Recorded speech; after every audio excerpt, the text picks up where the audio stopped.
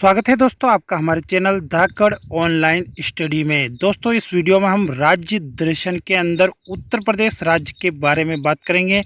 उत्तर प्रदेश के 18 टॉपिक जो है इस एक वीडियो में हम कवर करने वाले हैं, जिनके अंदर राजधानी, क्षेत्रफल, स्थिति विस्तार, प्रतीक, उपनाम, इतिहास, राज्य के प्रथम तथा वर्तमान राज्यपाल, मुख्यमंत्री, राज्य के जिले, नदियाँ, पर्वत और नृत्य, मंदिर, जनजातियाँ, अभ्यारण्य, प्रमुख बांध, अभी सभी के बारे में जो है हम बात करेंगे। सबसे पहले उत्तर प्रदेश के बारे में देख लेते हैं। उत्तर प्रदेश भारत का सबसे बड़ा जनसंख्या के आधार पर राज्य है और क्षेत्रफल के हिसाब से जो है ये चौथे नंबर पर आता है। लखनऊ इस राज्य की राजधानी है और प्रयागराज को जो है न्यायिक राजधानी के रूप में जाना जाता है। आगरा, अयोध्या, अलीगढ़, कानपुर, झांसी, बरेली, मेरठ, बुलंदशहर, वाराणसी, गोरखपुर, मथुरा, मुरादाबाद, आजमगढ़ ये प्रमुख शहर हैं। राज्य के उत्तर में उत्तराखंड तथा हिमाचल, पश्चिम में हरियाणा, दिल्ली राज्य स्थित हैं। राज्य को जो है 24 जनवरी 1950 को इसको राज्य का दर्जा दिया गया। राजधानी लखनऊ है। सबसे बड़ा शहर की बात करें तो नोएडा आता है।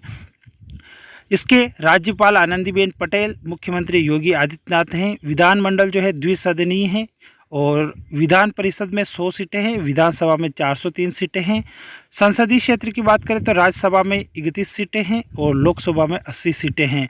कुल क्षेत्रफल 24,928 किलोमीटर स्क्वायर है और इसके निर्देशांक 26 डिग्री 51 मिनट नॉर्थ से 80 degree 55 minute east, 26 degree 85 minute north से 80 डिग्री 91 मिनट ईस्ट हो जाएगा। इसके प्रतीक की बात करें तो राजकीय चिन्ह में जो है इस प्रकार से उत्तर प्रदेश का एक राजकीय चिन्ह है। उस राजकीय चिन्ह में जो है मछली और तीर धनुष है जो एक गोले के भीतर है और साथ में दो छोर से बहती हुई एक गंगा नदी भी है। ये सभी चीज़ें एक गोले के भीतर है और इसके बाहर एक अन्य गोले में नीचे की ओर दो सितारे हैं। इस प्रतीक को 1938 में जो है स्वीकार किया गया था। उत्तर प्रदेश का राजकीय पशु की बात करें तो इसके अंदर बारहसिंगा आता है। ये उत्तर प्रदेश का राजकीय पशु से बनाया गया, जिसको अंग्रेजी में स्वैम्प डियर कहते हैं। बारहसिंगा का वैज्ञानिक नाम रूस रवस डुआ ओसेली होता है। यह पशु 130 से 135 सेंटीमीटर लंबा और 180 किलोग्राम वजन का होता है। इनके सींगों की संख्या आमतौर पर 12 होती है। उत्तर प्रदेश की राजकीय मछली की बात करें तो मोई चीतल को जो है उत्तर प्रदेश की राजकीय मछली चुना गया है, जिसको अंग्रेजी में चीतल कहते हैं। चीतल का वैज्ञानिक नाम जो है वो चिताला है। ये मछली गंगा, यमुना, ब्रह्मपुत्र नदियों में मिलती है। इस मछली की अधिकतम लंबाई 150 सेंटीमीटर और अधिकतम वजन 14 किलोग्राम होता है। इसके चमकदार खूबसूरत चित्ती पाए जाने से इसका नाम चीतल भी इसको कहा जाता है। उत्तर प्रदेश का राजकीय पक्षी जो है वो है सारस और जिसका नाम क्रेन भी है, इंग्लिश में से क्रेन कहते हैं। इसका वैज्ञानिक नाम ग्रुस एंटिगोन होता है और ये पक्षी करीबन 6 फीट ऊंचाई एवं अपने पंखों के फैलाव के बाद इसका ऊंचाई 8 फीट तक हो जाती है। उत्तर प्रदेश का राजकीय पेड़ जो है वो अशोक है। अशोक पेड़ उत्तर प्रदेश का राजकीय वृक्ष है, जिसको अंग्रेजी भाषा में अशोक कहते हैं। अशोक का वैज्ञानिक नाम अशोका है। प्रदेश की क्षेत्रीय भाषा में इस पेड़ को सीता अशोक भी कहते हैं। पुराने समय की मान्यता के अनुसार शोक दुख का नाश करने वाले पेड़ होने की वजह से इसका नाम अशोक दिया गया है। इस पेड़ की जो फूल की कली होती है उसको साल भर शोक से मुक्त रखने के लिए जो है खाया जाता है। इसके फूल जो है फरवरी और अप्रैल महीने पर आते हैं। उत्तर प्रदेश का राजकीय फूल जो है वो प्लास है। प्लास को ढाक टेसू फूल के नाम से भी जाना जाता है। इस फूल को अंग्रेजी में फ्लेम ऑफ द फॉरेस्ट यानी जंगल की आग कहते हैं। इसका वैज्ञानिक नाम ब्यूटिया मोनोस्पर्मा है। इस फूल में 1.5 से 2 इंच के आकार के नारंगी लाल रंग के फूल फरवरी और मार्च महीने में जो है आते हैं। अपने उत्तम श्रेष्ठ और गुणों के कारण इसको जो है प्लास नाम दिया गया है। उत्तर प्रदेश के प्रमुख शहरों के उपनाम में लखनऊ को नवाबों का शहर, बागों का नगर, नजाकत नफासत का शहर कहा जाता है। वाराणसी को घाटों का नगर, विश्वनाथ नगरी, मुक्त नगर कहा जाता। आगरा को ताज नगरी, पेटा नगरी, इलाहाबाद को संगम नगरी, कुंभ नगरी, तीर्थराज, गोरखपुर को गोरखनाथ धाम, मथुरा को कृष्ण नगरी, पेड़ों का नगर, फिरोजाबाद को चूड़ा नगरी, सुहाग नगरी, मुरादाबाद को बर्तनों का शहर, पीतल नगरी, मलाहाबाद को आर्मी का नगर, गाजियाबाद को उद्योग नगरी, छोटा दिल्ला, अयोध्या को रामनगरी, रामभूमि स्थल, तीर्थनगर, कन्नौज को खुशबुओं का शहर, इत्र नगरी, अलीगढ़ को तारा नगरी, बरेली को सुरमा नगरी, कानपुर को उद्योग नगरी, मेरठ को क्रांति नगर या केच्चा नगर, रामपुर को चाकुओं का नगर और गाजीपुर को काशी की बहन के रूप में जाना जाता है। उत्तर प्रदेश का इतिहास की बात करें तो भारत के व्यापक इतिहास से बहुत जुड़ा है और इसका इतिहास 4000 वर्ष पुराना है। पूर्व में उत्तर प्रदेश क्षेत्र आर्यों और दासों के कब्जे में था और उनका मुख्य व्यवसाय कृषि था। विजय प्राप्त कर आर्यों ने आसपास के क्षेत्रों पर कब्जा कर लिया। राज्य महाभारत युद्ध का जो है प्रमुख केंद्र था। उन्होंने इस क्षेत्र में इसकी सभ्यता की नींव रखी। आर्यों के निवास के दिनों के दौरान ही इस क्षेत्र में महाभारत, रामायण, ब्राह्मण और पुराणों के महाकाव्यों की रचना की गई। पहली शताब्दी ईसा पूर्व के मध्य में ऐसा समय था जब उत्तर प्रदेश में भगवान बुद्ध के आगमन और बौद्ध धर्म के प्रचार को देखा गया था। भगवान बुद्ध ने उत्तर प्रदेश के सारनाथ में जो है अष्टधाम स्तूप में अपना पहला उपदेश मगध शासन के अधीन दिया था। चौखंडी स्तूप यहाँ उस स्थान को चिन्हित करता है जहाँ भगवान बुद्ध ने अपने शिष्यों से मिले। कुरु के अलावा पांचाल, वत्स, विदेह आदि ने राज्य के प्रारंभिक क्षेत्र का जो है गठन किया। इन क्षेत्रों को मध्य देश के नाम से जाना जाता है। अशोक की भूमि के दौरान इसमें कई कल्याणकारी कार्य हुए। बाद में सत्ता को नंद वंश, राजवंश और फिर मौर्यों में स्थानांतरित कर दिया गया था। हालांकि ये शहर हर्षवर्धन के शासनकाल के दौरान अपने गौरव के शिखर तक पहुंच गया था। उत्तर प्रदेश की ऐतिहासिक पृष्ठभूमि पर मुस्लिम शासन के आगमन से काफ़ी प्रभाव पड़ा। यह काल राजपूतों की अधीनता का गवाह था, जिसकी सत्ता राजस्थान के कुछ हिस्सों तक सीमित थी। उत्तर प्रदेश मुगल शासन के दौरान और विशेष रूप से सम्राट अकबर के शासन के दौरान समृद्धि के चरम पर पहुंच गया। समय के साथ उत्तर प्रदेश मुगल शासन की पतनशीलता और अंग्रेजों के आगमन का गवाह बना। मुगल प्रभाव दोआब क्षेत्र तक ही सीमित रह गया था। British east India company Awadh के तीसरे नवाब के शासनकाल के दौरान अवध शासकों के संपर्क में आई। इसमें कोई संदेह नहीं कि उत्तर प्रदेश का इतिहास ब्रिटिश शासन के दौरान और उसके बाद देश के इतिहास के साथ समवर्ती रूप से चला। लेकिन यह भी सर्वविदित है कि राष्ट्रीय स्वतंत्रता आंदोलन में भी जो है उत्तर प्रदेश के लोगों का काफ़ी महत्वपूर्ण योगदान रहा। उसके बाद उत्तर प्रदेश राज्य के जो है प्रथम मुख्यमंत्री की बात करें तो पंडित गोविंद वल्लभ पंत को जाना जाता है। ये एक प्रसिद्ध स्वतंत्रता सेनानी और वरिष्ठ भारतीय राजनेता थे। सन 1957 में इन्हें भारत रत्न से सम्मानित किया गया था। गृह मंत्री के रूप में भी उनका मुख्य योगदान रहा। भारत को भाषा के अनुसार राज्यों में विभक्त करना तथा हिंदी को जो है भारत की राज्य भाषा के रूप में प्रतिष्ठित करने का काम जो है पंडित गोविंद वल्लभ पंत के द्वारा किया गया था। ये उत्तर प्रदेश राज्य के प्रथम मुख्यमंत्री थे। उसके बाद उत्तर प्रदेश के प्रथम राज्यपाल के रूप में सरोजिनी नायडू को जाना जाता है। इनका जन्म भारत के हैदराबाद नगर में हुआ। इनके पिता अघोरनाथ चट्टोपाध्याय एक नामी विद्वान तथा माँ कवयित्री थी। बंगला में लिखती थी। बचपन से ही कुशार्ग बुद्धि के होने के कारण उन्होंने 12 वर्ष की अल्पायु में ही 12वीं परीक्षा में अच्छे अंकों के साथ उत्तीर्ण की। इन्हें लेडी ऑफ द लेक नामक कविता की इन्होंने रचना की। सर्जरी में क्लोरोफार्म की प्रभावकारिता साबित करने के लिए हैदराबाद निजाम द्वारा प्रदान किए गए दान से सरोजिनी नायडू को इंग्लैंड भेजा गया। सरोजिनी नायडू को पहले लंदन के किंग्स कॉलेज और बाद में कैम्ब्रिज में गिरटन कॉलेज में जो है अध्ययन करने का मौका मिला।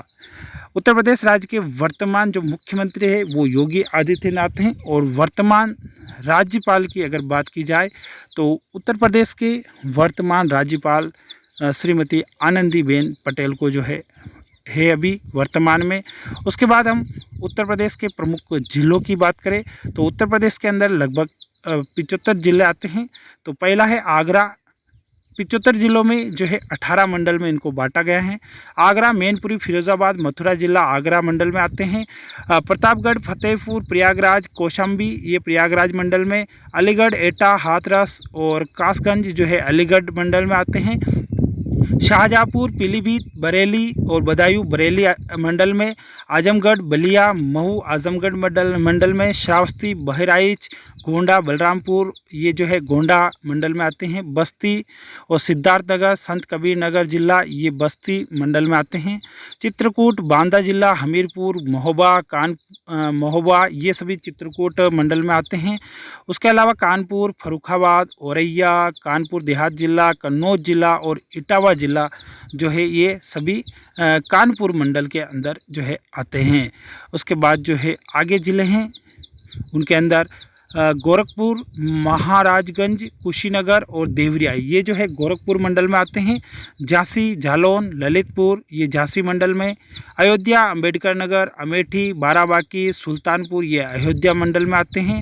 लखनऊ, हरदोई, लखीमपुर, रायबरेली, सीतापुर, उन्नाव ये सभी लखनऊ मंडल में आते हैं।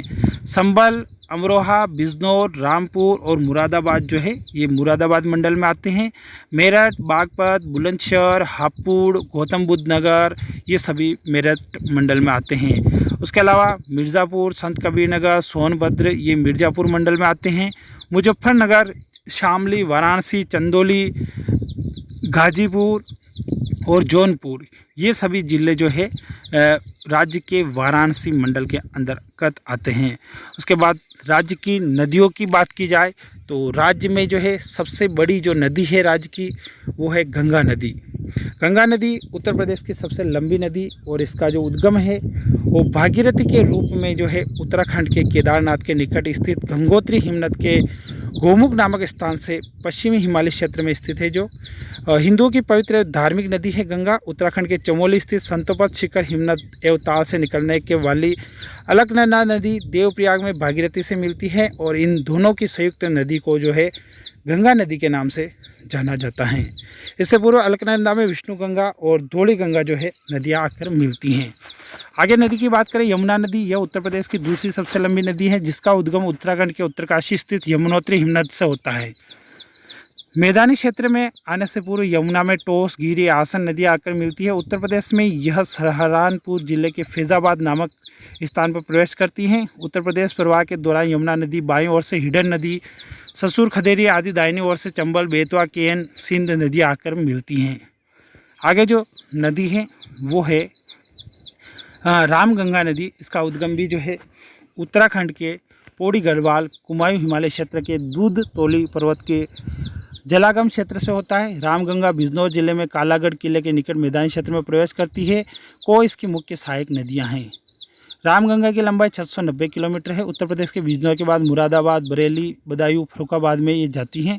शारदा नदी उत्तराखंड के पिथौरागढ़ जिले के कालापानी से निकलने वाली काली नदी तथा मिलाप हिमनद के उद्गमित गौरी गंगा झोल जीविस में मिलने के पश्चात शारदा नदी में मिल जाती हैं। आगे नदियाँ हैं घाघरा नदी। यह नदी तिब्बती पठार स्थित माप चाचुंगो हिमनद से उद्गम होती है। पर्वतीय क्षेत्र में कर्नाली के नाम से जानी जाती हैं। इसकी पूर्वी शाखा का नाम शिका है जो पुनः मूल नदी में मिल जाती हैं। उत्तर प्रदेश में प्रवेश करने हुए घाघरा नदी खीरी और बहराइच जिलों की सीमा बनाती हैं। उसके बाद आगे आता है राप्ती नदी।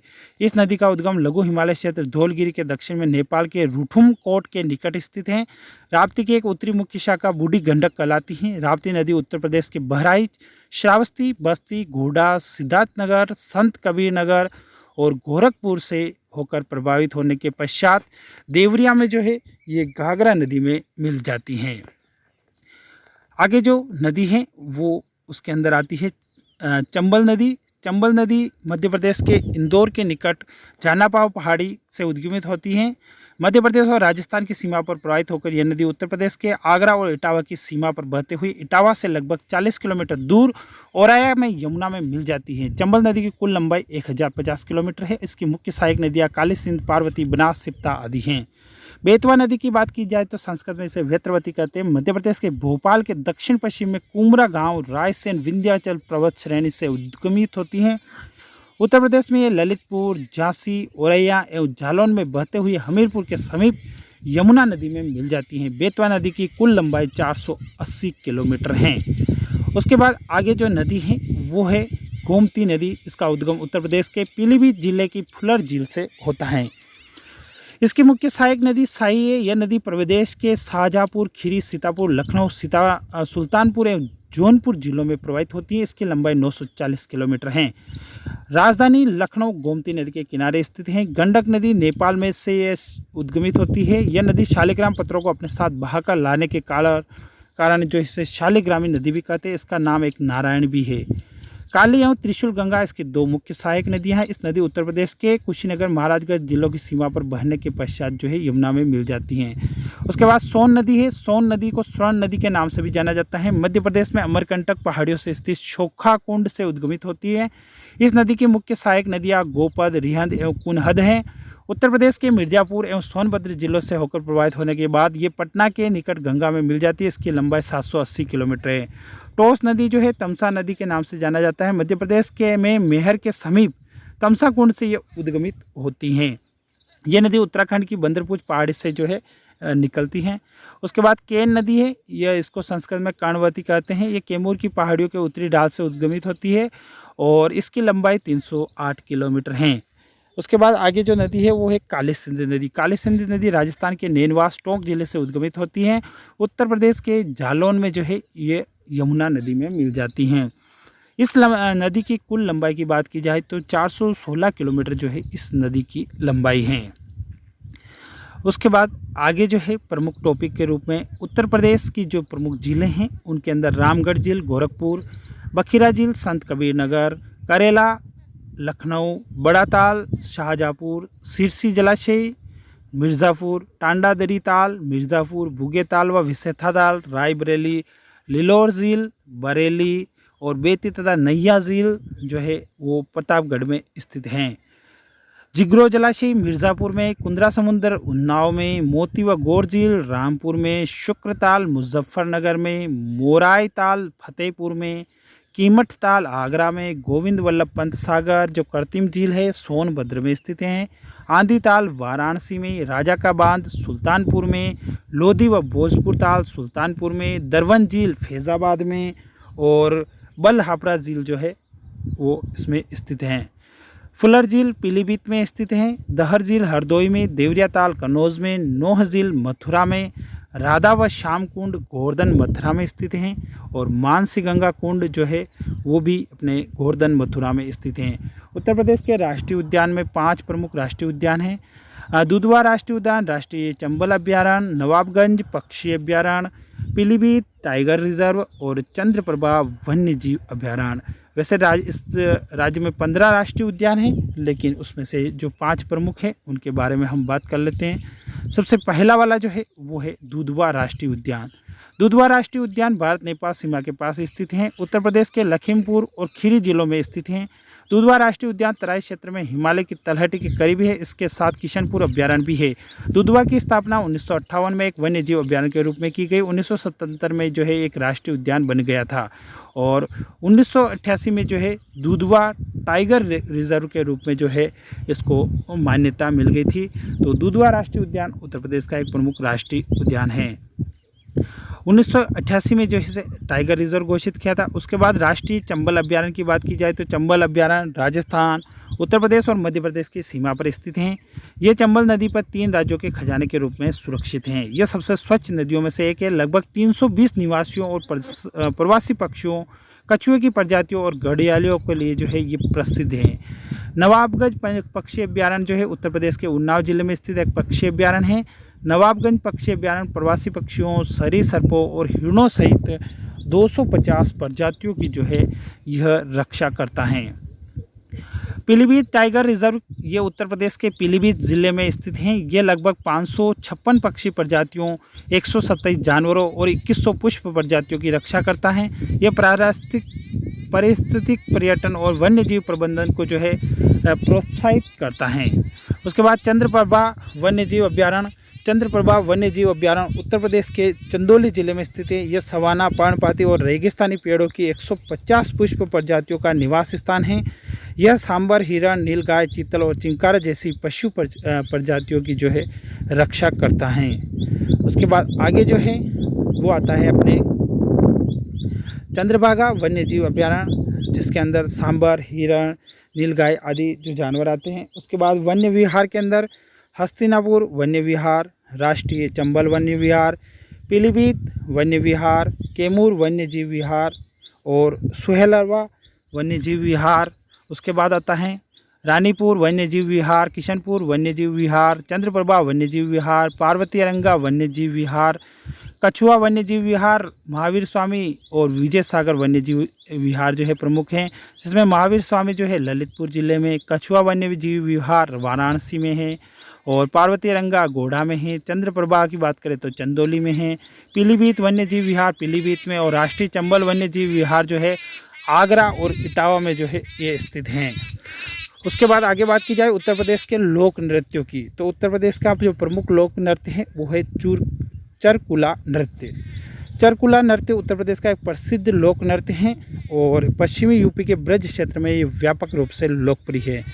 यह संतुलन का कठिन कार्य है। इस रूप में एक महिला नर्तक लकड़ी के पिरामिड मंच पर अपने सिर पर 108 तेल के दियों के साथ जो है प्रदर्शन करती हैं। गीत मुख्य रूप से इस क्षेत्र में पैदा हुए भगवान कृष्ण की स्तुति और सम्मान के लिए लिखे जाते हैं।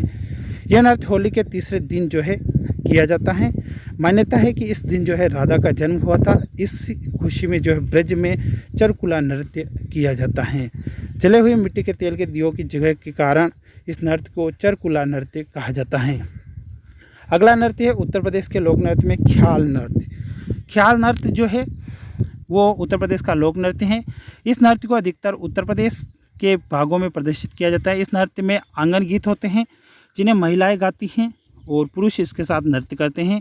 ख्याल नृत्य में उत्तर प्रदेश की स्थानीय जीवन शैली और प्रारंभिक संस्कृति का प्रतिबिंब देखने को मिलता है। इस नृत्य में लोग आमतौर पर 2 पंखों और उंगलियों के ताल के साथ जो है नृत्य करते हैं। अगला जो नृत्य है वो है रासलीला। भगवत गीता में पौराणिक कथाओं के माध्यम से रासलीला नृत्य शैली का परिचय दिया गया है। रासलीला वह अभिनय था जब भगवान कृष्ण ने वृंदावन क्षेत्र में कृष्णा नदी के तट पर गोपियों के साथ नृत्य किया। यह कला रूप विशेष रूप से पश्चिमी उत्तर प्रदेश में प्रसिद्ध हैं। कृष्ण के बचपन से लेकर किशोरावस्था तक की जीवन कथाओं को चित्रित करता है। कला रूप रंगीन और चमकदार हैं जिसमें सुंदर नृत्य चालें और चेहरे के भाव हैं। यह उस दिव्य प्रेम को दर्शाता है जो ब्रज की गोपियों को कृष्ण के लिए था।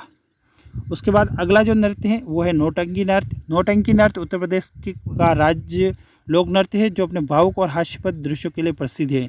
इस नृत्य को अक्सर नृत्य ड्रामा के रूप में दिखाया जाता है जिसमें संगीत, गीत और नृत्य का उपयोग किया जाता है। यह नृत्य अपने परंपरागत वेशभूषा और विविध भावों के लिए जाना जाता है।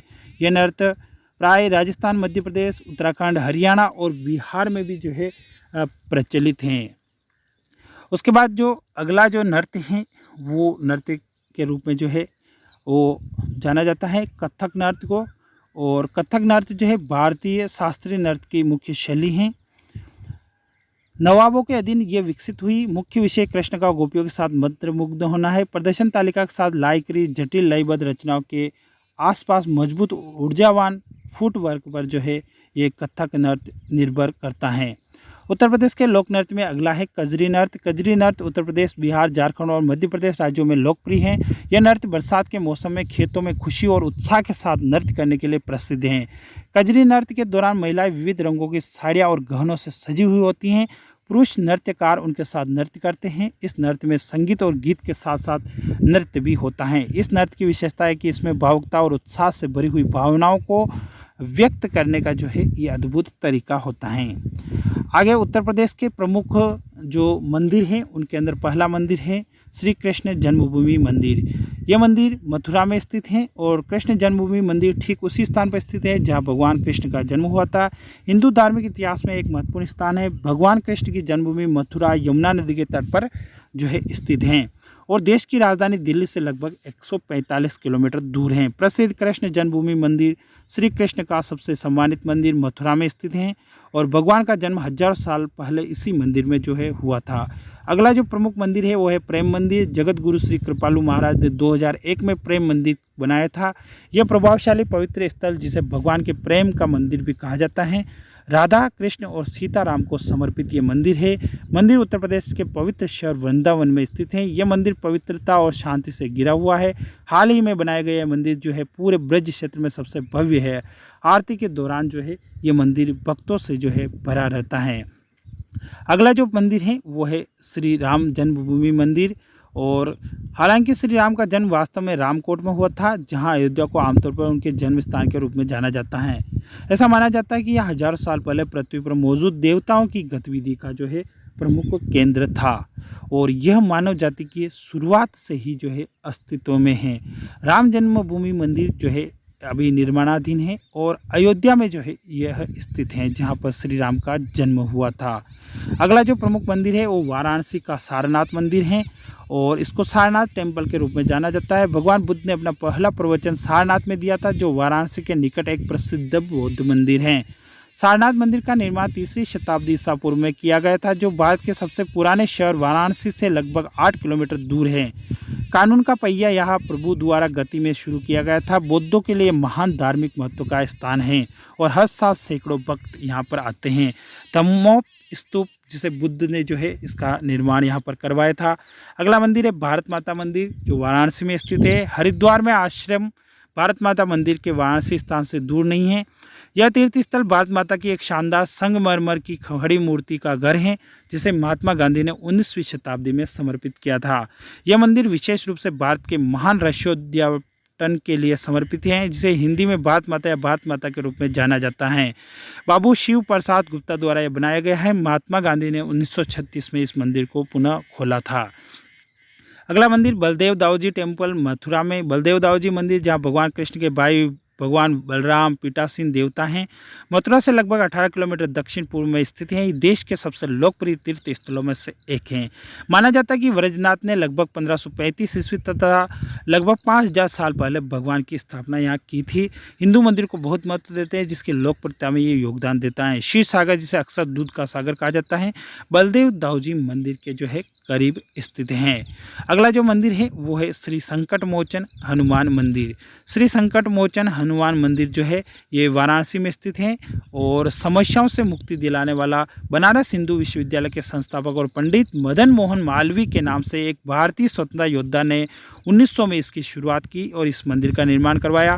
भगवान हनुमान के जन्मदिन के अवसर पर हनुमान जयंती, दुर्गा मंदिर से संकट मोचन मंदिर के मैदान तक शोभा यात्रा के रूप में जाने जाने वाला एक भव्य जुलूस यहाँ पर आयोजित होता है।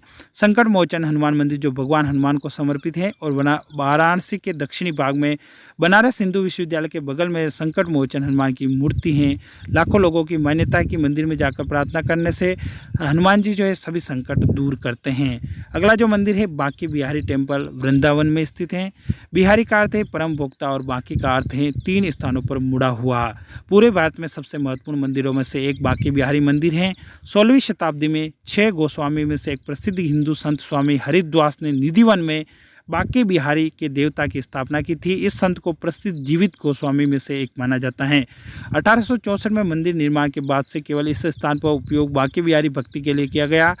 क्योंकि स्वामी हरिदास निर्दोष भगवान को सुबह जल्दी नहीं जगाना चाहते थे, इसलिए इस मंदिर को जो है सुबह बंद रखा जाता है। उसके बाद अगला जो मंदिर है वो है गोरखनाथ मठ टेम्पल। संत गोरखनाथ के सम्मान में मंदिर का निर्माण करना उचित है, क्योंकि संत गोरखनाथ जो है गोरखपुर शहर के वर्तमान नाम के लिए जिम्मेदार है। माना जाता है कि उत्तर प्रदेश के सबसे प्रसिद्ध मंदिरों में से एक गोरखनाथ मठ मंदिर है। यह उस स्थान पर बनाया गया जहां संत गोरखनाथ ध्यान लगाते थे। गर्भगृह, जहां संत गोरखनाथ को भगवान शिव की अभिव्यक्ति के रूप में दिखाया गया है। मंदिर की सबसे उल्लेखनीय विशेषता की अन्य प्रसिद्ध पर्यटक स्थल मानसरोवर नामक मंदिर के पास तालाब हैं, जहां लोग आराम से नाव की सवारी करने या ध्यान करने के लिए रुकने का जो है वहां आनंद लेते हैं। उसके बाद अगला जो प्रसिद्ध मंदिर है वो है अपना काशी विश्वनाथ मंदिर, जो वाराणसी में स्थित है और ये भी है सबसे प्रसिद्ध मंदिरों में से एक है। काशी विश्वनाथ मंदिर जो है भले ही मंदिर सेमेटिक धर्मों के अनुयायियों और अनुमति नहीं देता है, सैकड़ों आगंतुक विशेष रूप से विदेशी मंदिर देखने के लिए वहां आते हैं। मंदिर में भगवान शिव के ज्योतिर्लिंग विश्वेश्वर के विश्वनाथ शामिल है। वाराणसी के संरक्षक देवता भगवान शिव है। ऐसा माना जाता है कि वाराणसी वह स्थान है जहाँ से पृथ्वी की पपड़ी से निकलने के बाद पहला ज्योतिर्लिंग ऊपर की ओर प्रज्वलित हुआ था। उसके बाद आगे की अगर हम बात की जाए तो उत्तर प्रदेश के जो प्रमुख मंदिर हैं उसमें दशावतार मंदिर ललितपुर, श्रृंगी ऋषि मंदिर फरुखाबाद, वारा भगवान मंदिर एटा, बाबा सोमनाथ मंदिर देवरिया, जेके मंदिर कानपुर, देवी पाटन मंदिर तुलसीपुर, विश्वनाथ मंदिर वाराणसी, चंद्रोदय मंदिर वृंदावन, पाताल मंदिर इलाहाबाद, वासुकी वेणी माधव मंदिर इलाहाबाद, दाऊजी का मंदिर मथुरा, लाडली राधा का मंदिर बरसाना, भगवान राम जन्मभूमि मंदिर अयोध्या, कनक भवन मंदिर अयोध्या, विंध्यवासिनी देवी का मंदिर विंध्याचल मिर्ज़ापुर में, गढ़मुक्तेश्वर मंदिर गढ़मुक्तेश्वर में, सूर्य मंदिर महोबा में, वाल्मीकि आश्रम विठूर यानी कि कानपुर में, अवंतिका देवी का मंदिर आहार यानी कि बुलंदशहर में जो है ये प्रमुख उत्तर प्रदेश के मंदिर हैं। अगर उत्तर प्रदेश की जो है प्रमुख जनजातियों की बात की जाए तो उत्तर प्रदेश में जो है बहुत सारी जनजातियां निवास करती हैं। उनमें जो है प्रमुख रूप से मेन जो जनजाति हैं वो जनजाति हैं थारू जनजाति और बुक्सा जनजाति। थारू जनजाति उत्तर प्रदेश की सबसे बड़ी जनजाति हैं। ये मुख्य रूप से बहराइच, श्रावस्ती, बलरामपुर और लखीमपुर खीरी जिलों में केंद्रित हैं। यह मुख्य रूप से कृषि और पशुपालन में लगे हुए हैं। बुक्सा जनजाति की बात करते हैं उत्तर प्रदेश की जनजातियों के रूप में दक्षिण पूर्वी उत्तर प्रदेश के सोनभद्र जिले में ये पाई जाती हैं। वे लोहे का काम में अपने कौशल के लिए जाने जाते हैं और पारंपरिक रूप से लोहे के औजारों के उत्पादन में जो है यह जनजाति महत्वपूर्ण योगदान देती हैं। तो थारू और बुक्सा जो है ये प्रमुख जनजातियां हैं। उसके बाद अगली जो जनजाति है वो गोंड जनजाति है और भारत की सबसे बड़ी जनजातियों में से एक हैं और उत्तर प्रदेश सहित ये कई राज्यों में पाई जाती हैं। उत्तर प्रदेश जिले में मिर्ज़ापुर, सोनभद्र और चंदौली जिले में ये पाई जाती हैं। ये अपने आजीविका के लिए कृषि और वन पर आधारित रहते हैं। कोल जनजाति की बात की जाए तो कोल जनजाति उत्तर प्रदेश की प्रसिद्ध जनजातियों में से एक है। मुख्य रूप से पूर्वी उत्तर प्रदेश के बलरामपुर, गोंडा, बस्ती और सिद्धार्थनगर जिलों में पाई जाती हैं। ये टोकरी बुनाई के अपने कौशल के लिए जाने जाते हैं और पारंपरिक रूप से बांस और बेंत की टोकरियों के उत्पादन के लिए जो है इस जनजाति का विशेष योगदान है। आगे जो प्रमुख जनजाति हैं उसके अंदर आती हैं खरवार जनजाति। खरवार जनजाति मुख्य रूप से दक्षिणी पूर्वी उत्तर प्रदेश के मिर्ज़ापुर, सोनभद्र और चंदौली जिलों में पाई जाती हैं। यूपी की ये जनजातियां मुख्य रूप से कृषि और वन आधारित आजीविका से लगी हुई हैं। बेगा जनजाति की बात करें तो बेगा जनजाति मुख्य रूप से दक्षिणी पूर्वी उत्तर प्रदेश के सोनभद्र जिले में पाई जाती हैं। ये हर्बल दवाओं के अपने पारंपरिक ज्ञान के लिए जाने जाते हैं और वन आधारित आजीविकाओं में जो है ये कुशल हैं। अगली जो जनजाति हैं वो जनजाति आती हैं अपने अंगरिया जनजाति। ये मुख्य रूप से दक्षिणी पश्चिमी उत्तर प्रदेश के ललितपुर जिले में पाई जाती हैं। खनन में अपने कौशल के लिए जाने जाते हैं। पारंपरिक रूप से लोहा एस्क और मैग्नीज के निष्कर्षण में ये शामिल है। सरिया जनजाति उत्तर प्रदेश की प्रसिद्ध जनजातियों में से एक है। मुख्य रूप से दक्षिण पश्चिमी उत्तर प्रदेश, झांसी, ललितपुर और छतरपुर जिलों में जो है यह पाई जाती हैं। यह जनजाति मुख्य रूप से कृषि और वन्य आधारित आजीविकाओं में जो है ये लगे हुए हैं। और अगरिया और सहरिया जनजाति जो है ये मुख्य रूप से उत्तर प्रदेश की जनजातियां हैं। आगे अगर बांधों की बात की जाए तो उत्तर प्रदेश का जो प्रमुख बांध है वो है गोविंद वल्लभ पंत सागर। गोविंद वल्लभ पंत सागर जो बांध है वो रिहंद नदी पर बना हुआ है। रिहंद नदी जो है सोन की सहायक नदी है और उत्तर प्रदेश में सोनभद्र जिले के पीपरी में जो है यह बांध स्थित है। बांध भारत का सबसे बड़ा मानव निर्मित जलाशय है। इसे उत्तर प्रदेश का गौरव माना जाता है। गोविंद वल्लभ पंत सागर की उपस्थिति के कारण उत्तर प्रदेश राज्य को भारत में बिजली उत्पादन करने वाले राज्य के रूप में जाना जाता है। इसके आसपास कोयले के बहुत सारे भंडार हैं। यह क्षेत्र सिंगरौली के नाम से जो है प्रसिद्ध है। अगला जो बांध है वो परीक्षा बांध है और ये बेतवा नदी पर स्थित है। झांसी से लगभग 25 किलोमीटर दूरी पर स्थित है। झांसी कानपुर राष्ट्रीय राजमार्ग संख्या 25 पर बांध को बहाया जा सकता है। परीक्षा बांध में जलाशय या पानी से बना एक खंड है जो नोट घाट पुल तक फैला है। पानी के खेल के लिए जाना जाता है। मट टीला डैम ललितपुर जिले में बेतवा नदी के दौरान मट टीला डैम बनाया गया था और इसकी लंबाई 6.30 किलोमीटर और ऊंचाई लगभग 35.53 मीटर है। इसकी भंडारण क्षमता 1132.68 मिलियन टन है। जमनी बांध की बात करें तो जमनी बांध का निर्माण ललितपुर जिले में जामनी नदी पर 1962 से 1973 के दौरान किया गया था। यह बांध लगभग 6.40 किलोमीटर लंबा और 19.18 मीटर ऊंचा है। रोहिणी बांध जो है 1976 से 1984 के दौरान यह निर्मित किया गया था जो ललितपुर जिले में स्थित है। इसकी लंबाई की बात की जाए तो 1.65 किलोमीटर है और यह लगभग 15.50 मीटर ऊंचा है। इस बांध का क्षेत्रफल लगभग 44 वर्ग किलोमीटर है और भंडारण क्षमता की बात की जाए तो 12.12 मिलियन घन मीटर जो है इस रोहिणी बांध की जो है भंडारण क्षमता है जो ललितपुर में स्थित है। और जमनी बांध भी जो है ललितपुर में जामनी नदी पर स्थित है। आगे जो प्रमुख बांध है वो है शहजाद बांध और शहजाद बांध का निर्माण ललितपुर के बाहरी इलाके में शहजाद नदी पर 1973 से 1992 के दौरान किया गया। इसकी लंबाई 4.16 किलोमीटर और ऊंचाई 18 मीटर है। गोविंद सागर बांध जो है वो शहजाद नदी पर बनाया गया 1947 से 1953 के बीच में। यह भी ललितपुर में स्थित है और लगभग 3.60 किलोमीटर लंबा है। बांध लगभग 18.29 मीटर ऊंचा है और उसका क्षेत्रफल 368 वर्ग किलोमीटर है। यह लगभग 96.8 मिलियन घन मीटर की भंडारण क्षमता है। उत्तर उत्तर प्रदेश की कृषि की बात की जाए तो उत्तर प्रदेश की कृषि अर्थव्यवस्था में जो है इसका अग्रणी स्थान है। राज्य की कुल आय में कृषि तथा पशुपालन द्वारा सर्वाधिक 41.5% योगदान होता है। कृषि प्रदेश की अर्थव्यवस्था का मेरुदंड है। राज्य के कुल कर्मकारों में कृषि कर्मकारों का योगदान 65.9% है। उत्तर प्रदेश की कुल कृषि योग्य भूमि 25,304 हेक्टेयर हैं। देश की कुल कृषि योग्य भूमि का 12% उत्तर प्रदेश में आता है। उत्तर प्रदेश का देश की कृषि के उपज के रूप में जो है ये मुख्य रूप से इसका प्रमुख योगदान है। कृषि उत्पादन में उत्तर प्रदेश के स्थान में खाद्यान्न का प्रथम स्थान, पशुधन का प्रथम, गन्ना का प्रथम, सब्जियों का प्रथम स्थान, गेहूं का प्रथम स्थान और गन्ना का जो है इसमें प्रथम स्थान है। उत्तर प्रदेश की मुख्य फसलें में जो है रबी, खरीफ और जायद की फसलों में रबी की फसलों में जो चना, गेहूं, जौ, मटर, सरसों, तंबाकू, आलू जो है इसके अंतर्गत आने वाली मुख्य फसलें हैं। खरीफ की फसलें जो है वो मक्का, ज्वार, बाजरा, धान, सन, कपास, दलहन आदि जो मुख्य खरीफ की फसलें हैं। जायद की फसलें जो है वो फूल सब्जियां जैसे खरबूजे, ककड़ी और कुछ विशेष प्रकार की चावल की फसलें जो है जायद के रूप में जो है यहाँ पर उगाई जाती है। जायद की फसलें जून जुलाई में जो है बोई जाती हैं। उसके अलावा उत्तर प्रदेश में जो है प्रमुख जो खाद्यान्न है उनमें जो स्थान है, गेहूं जो है उत्तर प्रदेश का जो है पहले नंबर पर है और देश का लगभग 35% गेहूं यहाँ पैदा होता है।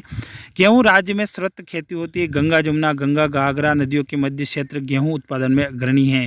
धान की बात करें तो संपूर्ण देश में उत्पादन का 15% धान यहाँ पर उत्पादित होता है। यह राज्य का इसमें जो है देश में राज्य का दूसरा स्थान है। उसके बाद आगे अमरूद की बात करें तो उत्तर प्रदेश में इलाहाबाद, बरेली और फैजाबाद जिलों में अमरूद पैदा होता है। केला जो है कृषि भूमि, उपजाऊ भूमि, अधिक वर्षा और उच्च तापमान की इसमें आवश्यकता होती है और वाराणसी, गोरखपुर, इलाहाबाद में जो है इसकी खेती होती है। आम जो है मेरठ, गाजियापुर, कानपुर, सहारनपुर, हरदोई जिलों में इसकी खेती होती है।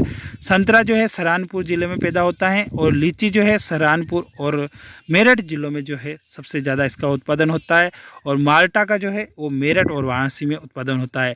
उत्तर प्रदेश की चित्रकला के अंदर जो प्रमुख शैलियाँ ब्रज शैली जो मथुरा में एक समृद्ध पृष्ठभूमि पर चित्रित किए गए हैं। इस शैली को मथुरा शैली भी कहा जाता है और ये प्रकृति प्रेम के लिए जो है जानी जाती हैं। मुगल शैली जो है आगरा शैली के नाम से भी जाना जाता है। बाबर और हुमायूं के काल में निर्मित चित्रों पर फारसी प्रभाव की झलक स्पष्ट रूप से दिखाई देती हैं। मुगल शैली के अंदर अकबर के काल में एक नवीन शैली का विकास हुआ था जो भारतीय व फारसी शैलियों का मिश्रण था। जागीर के काल में चित्रकला की मुगल शैली जो है अपने चरम पर थी। अगली जो शैली है कंदरा शैली या मिर्ज़ापुर शैली। विंध्याचल के शैलाश्रयों व गुफाओं से प्राप्त चित्रों को राज्य के मिर्ज़ापुर जिले में कंदरा और मिर्ज़ापुर शैली के चित्र की संज्ञा दी जाती हैं। इन चित्रों में आखेट, नृत्य तथा युद्ध की गतिविधियों के चित्रण की झलक देखने को मिलती हैं। उसके बाद अगली जो चित्रकला की शैली है वो आती है अपने बुंदेल शैली। बुंदेल शैली राज दरबार से प्रभावित चित्रकला की यह शैली 15वीं शताब्दी में के बाद अपने अस्तित्व में आई। इस शैली की प्रमुख विशेषता है कि इसके चित्रों में खाली स्थान को भरने के लिए जो है गहराई का एहसास कराया जाता है। अगली चित्रकला की प्रमुख चित्रकार जो है उत्तर प्रदेश के वो है रमेश चंद्र साथी, चमन सिंह, नित्यानंद, सुरेंद्र बहादुर, नीलमणि दास, बलराम दास, गोपाल दास, जगन्नाथ मुरलीधर, सुधीर रंजन, रणवीर सिंह बिष्ट, रणवीर सक्सेना, रामचंद्र शुक्ल, भवानी चरण ग्यू, मदन लाल नागर, ये जो है उत्तर प्रदेश के प्रमुख चित्रकार हैं। उत्तर प्रदेश में खनिज संसाधन की बात करें तो उत्तर प्रदेश के खनिज संसाधन विंध्याचल की शैलों, बुंदेलखंडी क्षेत्रों, हिमालय श्रेणी के निचले भागों तथा कुछ नदी घाटियों में खनिज तथा उप खनिज पाए जाते हैं। खनिज संसाधनों में उपलब्धता की दृष्टि से उत्तर प्रदेश एक निम्न मध्यम श्रेणी का राज्य है। उत्तर प्रदेश में सर्वाधिक खनिज संसाधन प्रदेश के दक्षिण पठारी क्षेत्र में जो है पाए जाते हैं। उत्तर प्रदेश की खनिज नीति 1955 में भूतत्व एवं खनिज कर्म निर्देशालय की स्थापना की गई थी और 1974 में जो है उत्तर प्रदेश राज्य खनिज विकास की स्थापना हुई थी। उत्तर प्रदेश की पहली खनिज नीति दिसंबर 1998 में बनाई गई जिसमें खनिज विकास को जो है उद्योग का दर्जा दिया गया था। उत्तर प्रदेश की नई खनन नीति मई 2017 में लागू की गई और नई खनन नीति में जो है भ्रष्टाचार से निपटने के भी जो है कई प्रयास किए गए। वैसे उत्तर प्रदेश खनिज संपदा की खोज, विकास एवं खनिज संपदा आधारित उद्योगों के लिए जो है ये बहुत ही प्रसिद्ध हैं। इसलिए इसमें जो है 1955 में ही भूतत्व एवं खनिज कर्म निर्देशालय की स्थापना जो है इसमें की गई थी और 1974 में जो है उत्तर प्रदेश राज्य खनिज विकास निगम की स्थापना की गई थी। उत्तर प्रदेश के प्रमुख खनिजों में जो है इसके अंदर bauxite, diaspore, dolomite, gypsum, magnesite, चूना पत्थर, ओकर यानी कि गेरू, फास्फोराइट, फायरोफाइलाइट, सिलिका रेत, गंधक व कोयला आदि पाए जाते हैं। इसके अलावा मोरंग, बजरी, इमारती पत्थर, संगमरमर, सामान्य बालू, कंकड़ व लाइमस्टोन आदि प्रमुख उप खनिज भी जो है उत्तर प्रदेश में पाए जाते हैं तथा कुछ अन्य खनिज भी जो है अल्प मात्रा में उत्तर प्रदेश में जो है विद्यमान है। उत्तर प्रदेश के अंदर खनिजों के जो पर्याप्त भंडार है वो विंध्याचल श्रेणी के अंदर आते हैं। उत्तर प्रदेश के प्रमुख खनिजों के बारे में अगर डिटेल से देखें तो हम सबसे पहला आता है कोयला। कोयला जो है वो उत्तर प्रदेश के सोनभद्र के गोंडवाना एवं सिंगरौली क्षेत्रों में पाया जाता है। कोयले के भंडार की दृष्टि से उत्तर प्रदेश का देश में 8वां स्थान है। बॉक्साइट की बात करें तो बॉक्साइट उत्तर प्रदेश के बांदा, चंदौली और ललितपुर जिलों में पाया जाता है। बॉक्साइट जो है एल्यूमिनियम का एक मुख्य अयस्क है। एल्यूमिनियम का जो सांद्रण होता है यानी एल्यूमिनियम बॉक्साइट से ही जो है बनाया जाता है। उसके बाद आगे जो प्रमुख खनिज हैं उनमें जो है अगला स्थान डोलोमाइट का आता है। ये उत्तर प्रदेश के डोलोमाइट खनिज सोनभद्र के कजराहट क्षेत्र और बांदा जिले से प्राप्त होता है। डोलोमाइट का उपयोग इस्पात उद्योग में किया जाता है और Portland cement, plaster of Paris, गंधक के तेजाब के निर्माण में भी इसका उपयोग होता है। कांच बालू का सैंड की बात करें तो उत्तर प्रदेश में कांच बनाने योग्य सिलिका बालू गंगा तथा यमुना नदियों से प्राप्त किया जाता है। प्रदेश के झांसी जिले के मुंडारी एवं बालाबहेट क्षेत्र, प्रयागराज के शक्करगढ़ एवं यमुना नदी क्षेत्र, चंदौली के चकिया क्षेत्र, बांदा के लोहारगढ़ में आदि में जो है कांच बालू प्राप्त होता है। आगे जो खनिज है वो है पोटास लवण। पोटास लवण प्रदेश के झांसी, चंदौली, बांदा एवं प्रयागराज जिलों से प्राप्त किए जाते हैं। सेल खड़ी की बात की जाए तो उत्तर प्रदेश के झांसी, हमीरपुर जिलों में सेल खड़ी खनिज के भंडार हैं। इसका उपयोग कीटनाशक पाउडर, सौंदर्य प्रसाधन, टेक्सटाइल तथा कागज़ निर्माण के रूप में जो है सेल खड़ी का उपयोग बहुतायत से जो है किया जाता है। उसके बाद आगे जो प्रमुख खनिज हैं उनके अंदर आते हैं रॉक फॉस्फेट। रॉक फॉस्फेट जो है ललितपुर जिले के दुर्मला, किमोई, मसराना, माल देवता और चमसारी में अपार भंडार हैं और रॉक फॉस्फेट जो है इसका उपयोग उर्वरक बनाने तथा अम्लीय मृदा के सुधार में किया जाता है। हीरे की बात की जाए तो हीरा उत्तर प्रदेश में अल्प मात्रा में बांदा जिले में मिलता है। मिर्ज़ापुर जिले के जंगलों में भी कुछ हीरे प्राप्त हुए हैं। बांदा जिले के सीमावर्ती क्षेत्र कालिंजर में भी हीरे के व्यापक भंडार की जो है खोज हो चुकी है और यहाँ पर भी जो है हीरा के व्यापक भंडार की संभावना है। तो हीरा मुख्य रूप से जो है वो बांदा जिले में मिलता है और रॉक फॉस्फेट की बात करें तो ये भी जो है बांदा जिले में या ललितपुर जिले में जो है मुख्य रूप से पाया जाता है। सोना की बात करें तो उत्तर प्रदेश में सोना, शारदा, रामगंगा नदियों की रेत में कुछ मात्रा में पाया जाता है। सोनभद्र जिले की पहाड़ियों में भी स्वर्ण भंडार होने की संभावना है। तांबा की बात करें तो ये ललितपुर जिले के सोनराई क्षेत्र में तांबे के भंडार पाए जाते हैं। यूरेनियम जो है उत्तर प्रदेश जिले के ललितपुर में जो है यूरेनियम के सीमित भंडार की खोज की गई। संगमरमर की बात की जाए तो संगमरमर एक अन्य इमारती पत्थरों के भंडार उत्तर प्रदेश के मिर्ज़ापुर और सोनभद्र जिलों में पाए जाते हैं और तांबा जो है ललितपुर जिले में, यूरेनियम भी ललितपुर जिले में और संगमरमर मिर्ज़ापुर और सोनभद्र जिलों में और सोना जो है शारदा और रामगंगा नदियों की रेत में जो है पाया जाता है। तो दोस्तों ये था उत्तर प्रदेश के जो है राज्य दर्शन और अगर आपको हमारा वीडियो पसंद आया तो प्लीज़ हमारे वीडियो को लाइक और अपने फ्रेंड्स को ज़रूर शेयर करें और अगर आप हमारे चैनल पर नए हैं और चैनल को अभी तक सब्सक्राइब नहीं किया है तो प्लीज़ आपसे रिक्वेस्ट है कि चैनल को ज़रूर सब्सक्राइब कर दें। हम इसी प्रकार के कंपटीशन एग्ज़ाम के लिए महत्वपूर्ण वीडियो जो है इस चैनल पर लेके आते रहते हैं। राज्य दर्शन के अंदर हमने जो है अभी उत्तर प्रदेश राज्य के बारे में जो है विस्तृत और डिटेल वाइज एक ही वीडियो में जो है हमने 18 टॉपिक के बारे में जो है यहाँ पर डिस्कस किया है और वो भी जो है एग्ज़ाम की दृष्टि से सभी 18 टॉपिक जो है बहुत ही महत्वपूर्ण हैं। तो दोस्तों हमारे चैनल पर बने रहें, इसी के साथ हम मिलेंगे नेक्स्ट वीडियो में। सभी दोस्तों को थैंक्स फॉर वॉचिंग के लिए और मिलते हैं नेक्स्ट वीडियो में। तब तक के लिए जय हिंद।